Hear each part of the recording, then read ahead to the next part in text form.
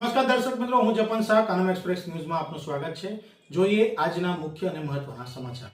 ભરૂચ શહેરમાં છૂટાછેડાના વિવાદે બે મહિલાઓનો જીવ લીધેલા ચર્ચાસ્પદ ડબલ મર્ડર કેસમાં મુખ્ય આરોપી ઝૈનુલ અબ્બાસ ઝનોરવાલાની પોલીસે ધરપકડ કરી છે। ભરૂચની કોર્ટમાં રજૂ કરાયેલા આરોપીના 4 દિવસના રિમાન્ડની માંગ સામે કોર્ટે 1 દિવસના રિમાન્ડ મંજૂર કર્યા છે।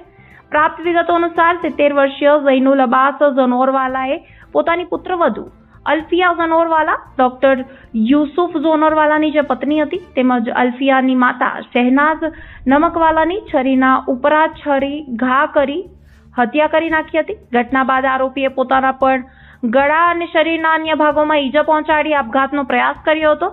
ત્યારથી તે ભરૂચ સિવિલ હોસ્પિટલમાં સારવાર હેઠળ હતો। મંગળવારે રાત્રે હોસ્પિટલમાંથી રજા મળતા જ બી ડિવિઝન પોલીસ તેની અટકાયત કરી હતી। પોલીસ કોર્ટ સમક્ષ રજૂઆત કરતા જણાવ્યું હતું કે આરોપીએ અલ્ફિયા ઝનોરવાલાને 44 થી વધુ અને શહેનાઝ નમકવાલાને 23 જેટલા ઘા માર્યા હોવાનું પ્રાથમિક તપાસમાં સામે આવ્યું છે। વધુમાં બંનેના મૃત્યુ નિપજ્યા બાદ પણ આરોપી તેમના મૃતદેહ પર હુમલો કરતો રહ્યો હોવાનું પોલીસનું કહેવું છે। બીજી તરફ આરોપીએ પોતાના ગળા પર પણ ચપ્પુ મારતા તેને 70 થી વધુ ટાંકા આવ્યા હતા। પોલીસ રિમાન્ડ અરજીમાં દલીલ કરી હતી કે 70 વર્ષીય વ્યક્તિએ એકલા હાથે આટલી કરપીણ અને ક્રૂર હત્યા અંજામ આપી હોવાની બાબત શંકા ઊભી કરે છે। ઘટનામાં અન્ય કોઈ વ્યક્તિની સંડોવણી હતી કે કેમ, હત્યા પહેલા અને બાદમાં આરોપી કોના સંપર્કમાં હતો તેમજ સમગ્ર ઘટનાક્રમ પાછળ કોઈ ષડયંત્ર કે સહયોગી હતા કે નહીં તે દિશામાં તપાસ જરૂરી હોવાથી 4 દિવસના રિમાન્ડની માંગ કરવામાં આવી હતી।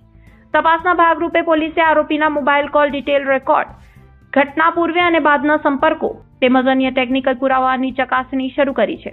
પોલીસે ઘટના સ્થળે મળેલા પુરાવા અને ફોરેન્સિક અહેવાલોના આધારે પણ તપાસ આગળ ધપાવી છે। આ કેસે સમગ્ર ભરૂચ શહેરમાં ભારે ચકચાર મચાવી છે અને હવે પોલીસની તપાસમાં અન્ય કોઈ સંડોવણી સામે આવે છે કે નહીં તેના પર સૌની નજર મંડાઈ છે। રિપોર્ટર રવિ સૈયદ, ભરૂચ।